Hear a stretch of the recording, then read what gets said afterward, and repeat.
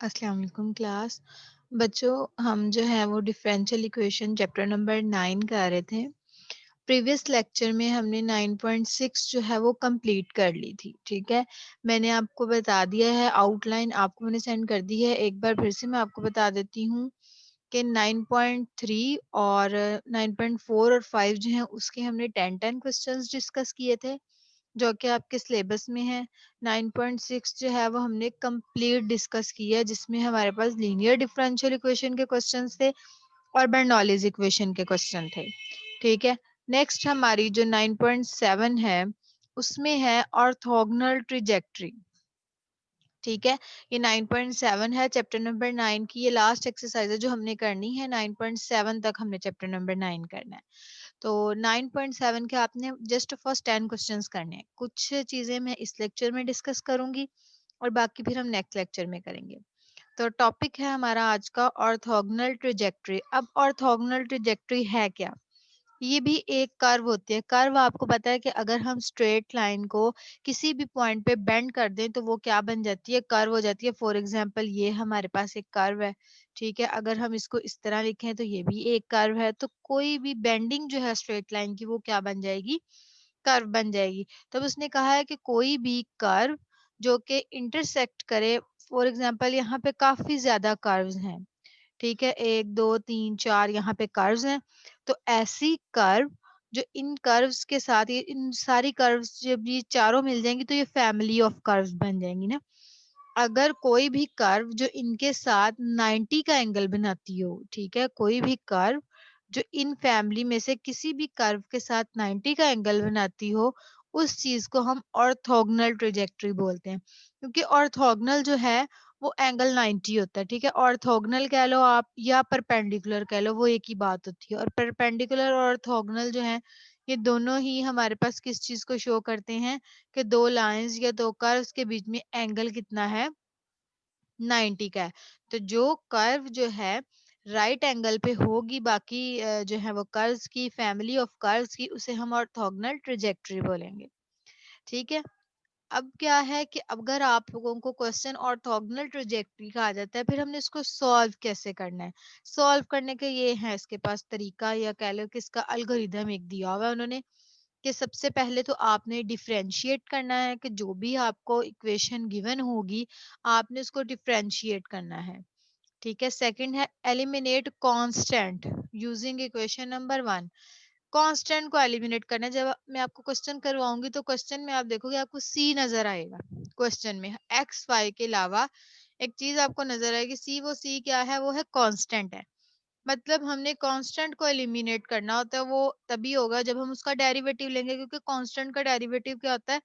Zero होता है। इसी सूरत में कांस्टेंट खत्म हो सकता है। यही दो हैं वो दो फर्स्ट स्टेप है। उसके बाद हमारे पास क्या है? हमने ऑर्थोगोनल ट्रेजेक्टरी बनानी है। उसके लिए हम ये करते होते हैं कि हम एक तो माइनस के साथ मल्टीप्लाई करते हैं, जो उन्होंने यहाँ पे आर लिखा है, ये आर की वैल्यू क्या आती है? -1। और दूसरा हम चेंज कर देते हैं डायरेक्शन, जो y ओवर x है उसको x ओवर y कर देते हैं, कि जो भी रेशियो में चीज लिखी है डिनोमिनेटर जो है वो न्यूमिनेटर बन जाना है और न्यूमिनेटर जो है वो डिनोमिनेटर बन जाना है। इसलिए इसको इसने D theta over D R लिखा हुआ है। ठीक है, ये चार स्टेप्स हैं जो हमने करने होते हैं कोई भी ऑर्थोगोनल ट्रेजेक्टरी अगर हमें गिवन हो। हम क्वेश्चन स्टार्ट करते हैं। क्वेश्चन से जो है वो आपको प्रोसीजर क्लियर हो जाएगा। ये है हमारी बच्चों 9.7, जिसके हमने फर्स्ट 10 क्वेश्चन इंशाल्लाह करने हैं।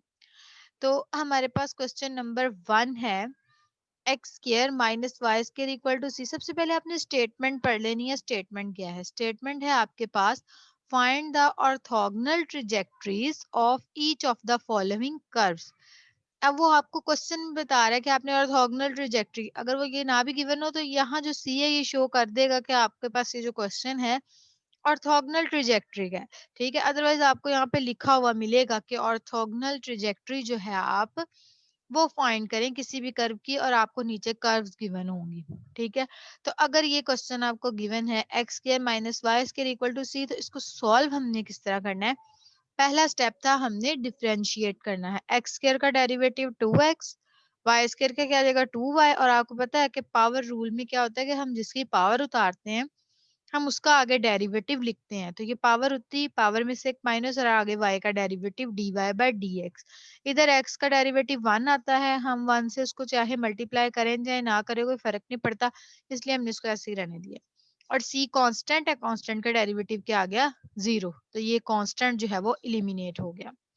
अब यहाँ पे हम अगर 2 कॉमन ले लें तो दूसरी तरफ जाकर 0 आ जाएगा, तो हमारे पास बचा क्या x minus y into d y over d x.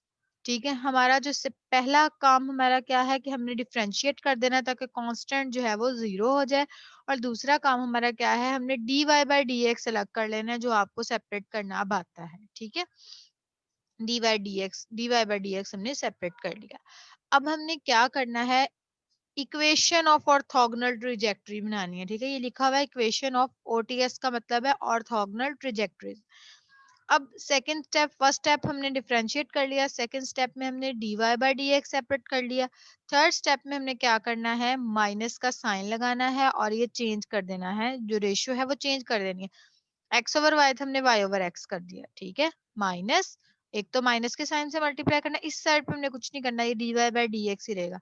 इस साइड पे हमने क्या करना है, एक तो माइनस के साथ मल्टीप्लाई करना है, दूसरा हमने साइड चेंज कर देनी है। ठीक है, ये हमारा कौन सा स्टेप है, थर्ड स्टेप है। और लास्ट स्टेप में हमने क्या करना है, इसको इंटीग्रेट कर देना है। ठीक है, इंटीग्रेशन करें जरा इसकी, हमने लास्ट स्टेप में क्या करना है, इसको इंटीग्रेट कर देना है। ये हमने दोनों तरफ, हमने ये dy वाला इधर, ये y इधर आ गया और dx इधर, जो हम सेपरेट करते हैं वेरिएबल जो हमने 9.2 की थी, समझ ले, ये आगे से वो बन जानी। हमने क्या करना है कि सेपरेट करने हैं वेरिएबल और integrate, 1 over y natural log of y, ये माइनस बाय 1 ओवर x क्या हो जाएगा, नेचुरल लॉग ऑफ x। साथ में आता है कांस्टेंट ऑफ इंटीग्रेशन c। अब c की जगह आप नेचुरल लॉग ऑफ c भी लिख सकते हैं, क्यों लिखा है, ताकि हम यहाँ पे लॉग की प्रॉपर्टी लगा सकें। प्लस में है ये, सॉरी ये माइनस में हो जाएगा ना, ये इस तरफ आएगा तो माइनस, माइनस में हम डिवाइड करते हैं c ओवर x, ये वाला जब हम इसको इधर लिख देंगे तो पहले c आएगा बाद में x आएगा। ठीक है, तो ये नेचुरल लॉग दोनों तरफ से कैंसिल हो गया और y इक्वल आ गया c ओवर x, x इधर डिवाइड हो रहा था उधर जाके मल्टीप्लाई हो गया। तो ये हमारे पास ऑर्थोगोनल ट्रिजेक्टरी आ गई जो उसने कहा था कि आप फाइंड करें। ठीक है, आपने क्या करना है इन क्वेश्चंस में, फर्स्ट स्टेप है आपका ये है कि आपने डिफरेंशिएट करना है, सेकंड स्टेप में आपने उसको c को एलिमिनेट हो जाएगा, तो फिर आपने सेकंड स्टेप में इसको क्या करना है, मजीद सिंप्लीफाई करने के लिए आपने इस पे ऑर्थोगोनल ट्रिजेक्टरी लगा देनी है, माइनस से मल्टीप्लाई करना है और फिर क्या करना है, इसको उलट देना है। फिर आपने थर्ड स्टेप में इंटीग्रेशन कर लेनी है सेपरेशन वेरिएबल के बाद। ठीक है, तो हमारे पास ऑर्थोगोनल ट्रिजेक्टरी आ जाएगी। एक और क्वेश्चन डिस्कस कर लेते हैं, ये क्वेश्चन नंबर 3 देखें। क्वेश्चन नंबर 3 में बच्चों जब हमने डेरिवेटिव ले लेना है, एक्स स्क्वायर तो 2x हो गया, y square 2y dy by d equal के इस तरफ अगर तो अकेला कांस्टेंट लिखा होता c तो उसका डेरिवेटिव 0 हो जाना था। लेकिन यहाँ पे अगर आपको पता है कांस्टेंट के साथ कोई वेरिएबल लिखा हो तो हम कांस्टेंट बाहर करते हैं, उस वेरिएबल का डेरिवेटिव लेते हैं। तो कांस्टेंट बाहर c और x का डेरिवेटिव 1। अब कांस्टेंट एलिमिनेट नहीं हुआ, कांस्टेंट एलिमिनेट करने के लिए हमने क्या करना है, क्वेश्चन को क्वेश्चन नंबर 1 कह देना है और यहाँ से ये जो c की वैल्यू आई है इसको हमने क्या करना है, क्वेश्चन में पुट कर देना है। ये x square plus y square c की वैल्यू हमने पुट कर दी है, ये जो c की वैल्यू आई थी हमने इधर पुट कर दी है ये। ठीक है, और साथ में x मल्टीप्लाई हो रहा है। फिर सेम वही प्रोसीजर, x को हम अंदर मल्टीप्लाई कर देंगे, हमने dy by d x separate कर लेना है। ठीक है, dy by d x separate करने के बाद उसको माइनस से मल्टीप्लाई किया और वैल्यूज जो है रेशियो जो है वो उलट दी, डिनोमिनेटर न्यूमिनेटर बन गया, न्यूमिनेटर डिनोमिनेटर बन गया। फिर सेम हमारे वही स्टेप जो हम पिछले क्वेश्चन में हमने किए हैं कि हमने क्या करना है, इसको dy by d x separate कर लिया। अब आपने यहाँ पे बच्चे देख लेना, क्योंकि अगर मैं इसको हमारा अगला काम क्या होता है कि हम x और y के वेरिएबल सेपरेट करते हैं और उसको इंटीग्रेट करते हैं। अब यहाँ पे आप देखोगे कि x और y के वेरिएबल सेपरेट नहीं हो सकते ना यहाँ पे, क्योंकि ये एक होमोजीनियस इक्वेशन है। तो जब यहाँ पे होमोजीनियस इक्वेशन आ जानी है मतलब कि x y इस तरह इकट्ठे आ जाने हैं, फिर हमने y equal to v x put करना है, जो काम हम 9.3 में करते आए हैं। ठीक है, 9.3 9.4 में भी कुछ इस तरह के क्वेश्चंस थे। तो आपने y को vx पुट करके सेम वही काम करना है, डेरिवेटिव ले लेना है। जब हम उसकी वैल्यूज इधर पुट करेंगे तो आप देखोगे यहाँ पे हमें पार्शियल डिफरेंशिएशन करनी पड़ेगी, जो आप लोगों ने इंटर में पढ़ी हुई है। ठीक है, इंटर पार्ट 2 में। तो आपने क्या करना है, इसको पार्शियली डिफरेंशिएट करके वैल्यूज निकाल लेनी है। और ये वैल्यूज निकालने के बाद आगे जस्ट कैलकुलेशन है कि आपने उसको वैल्यूज आ जाएंगी। जब वैल्यूज आ जाएंगी तो फिर आपने उसको इंटीग्रेट कर देना है। फिर ये हमारे पास ये सिचुएशन बनेगी जब हम पार्शियल डिफरेंशिएशन कर लेंगे। 1/v natural log of v, अब नीचे फंक्शन ऊपर उसका डेरिवेटिव है, ये भी नेचुरल लॉग में आ जाएगा और ये भी 1/x है, नेचुरल लॉग में आ जाएगा। तो यहाँ से हमारे पास ऑर्थोगोनल ट्रेजेक्टरी की जो है वो एक इक्वेशन जनरेट हो जाएगी। ठीक है, ऑर्थोगोनल ट्रेजेक्टरी के हमारे पास जो है ये मेन 3 और 4 जो है वो पॉइंट्स हैं जिनको आपने फॉलो करना है, जिनसे आपके ये क्वेश्चन हो जाएंगे। ठीक है, आपने अब फर्स्ट 5 क्वेश्चन जो है, मैंने आपको 2 क्वेश्चन बता दिए हैं, 1 और 3rd। आपने फर्स्ट 5 क्वेश्चंस की प्रैक्टिस कर लेनी है और वो कंप्लीट कर लेने हैं, दैट्स ऑल।